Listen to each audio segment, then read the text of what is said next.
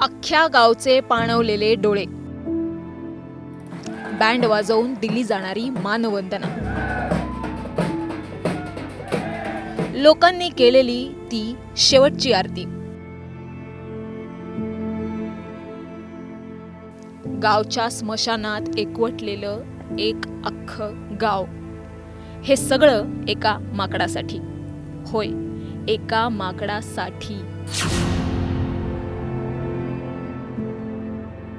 माणूस आणि प्राण्याचं नातं कुठल्या लेवलपर्यंत असू शकतं याचं अजून एक जिवंत उदाहरण. या माकडाने अख्ख्या गावाला असा काय लळा लावला असेल ज्यानं या गावानं या माकडाची थेट अंत्ययात्रा काढली. गावकऱ्यांनी एका माकडाला इतका शाही निरोप का दिला?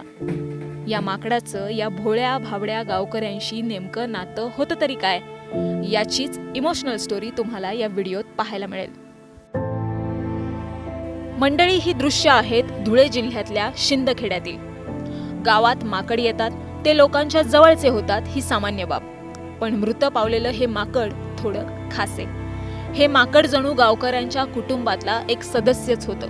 लहान मुलांसोबत खेळणं असो अथवा गावकऱ्यांच्या घरांमध्ये वावर असो, या माकडाने प्रत्येकाच्या मनात जागा निर्माण केली होती. कधीतरी हे माकड दिसलं नाही तर गावकरीच बेचैन व्हायचे, इतका जिव्हाळा या माकडाचा होता. पण नियतीला काही वेगळंच मान्य होतं. विजेच्या धक्क्यानं या निष्पाप जीवाचा दुर्दैवी अंत झाला आणि त्यानंतर गावकऱ्यांचं आपल्या लाडक्या माकडाबद्दलचं हे प्रेम दिसून आलं.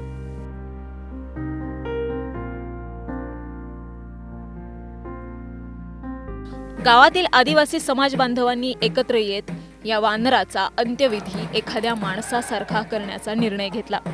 हार तुरे चढवले, विधिवत पूजा केली आणि वाजत गाजत या वानराची अंत्ययात्रा काढली. भरल्या डोळ्यांनी शिंदखेड वासियांनी आपल्या लाडक्या वानराला निरोप दिला.